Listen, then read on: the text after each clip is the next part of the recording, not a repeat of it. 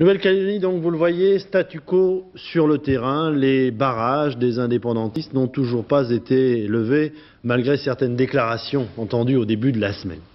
L'événement politique se situe, lui, aujourd'hui en deux temps. Donc, d'abord sur place, et puis ce matin, à l'Assemblée nationale, s'est ouvert le débat demandé par l'opposition et accepté par le gouvernement. Jean-Louis Le Seyne et Daniel Bray. Le débat de ce matin était sans passion. La gravité de la situation en Nouvelle-Calédonie freinait les débordements, d'où l'appel de Laurent Fabius à la trêve politicienne sur ce sujet. Pour le Premier ministre, ton apaisant mais ferme. On ne peut pas, comme le souhaitent certains, faire comme si les indépendantistes n'existaient pas. On ne peut pas non plus, comme le disent d'autres, faire comme si les Européens n'existaient pas.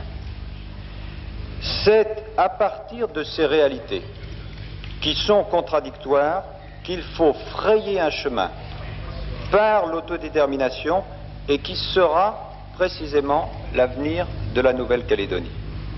Sous les yeux de Dick Kekeway, Pierre Messmer accepte l'autodétermination, mais pas n'importe comment. Ton de procureur. Lorsqu'on discute sur un pied d'égalité avec un pseudo-gouvernement illégal, ami du colonel Kadhafi, je doute que vos négociations aboutissent à rétablir la paix civile.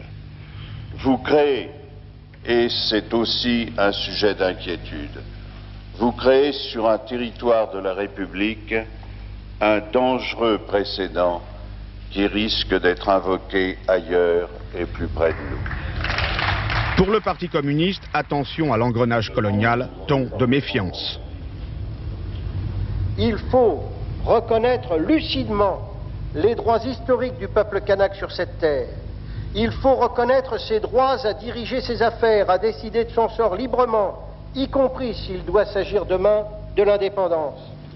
Sur les bancs du DF, ton critique et interrogatif. Quelle sera désormais la mission des 3000 hommes sous les armes qui sont sur place? Vont-ils devoir accepter de nouvelles humiliations? Enfin, pour le Parti socialiste, ton professoral, on cherche des solutions. Ne faut-il pas que les membres, tous les membres de ces communautés, Caldoches ou Kanak, ainsi définis, votent, certes, mais votent séparément? J'avance mes propres solutions, messieurs. Dans sa réponse aux orateurs, Laurent Fabius a redit sa volonté de voir la Nouvelle-Calédonie retrouver le calme. Une ligne de conduite, ordre et dialogue. Je m'y tiendrai sans faiblesse, a-t-il annoncé. Ton de Premier ministre.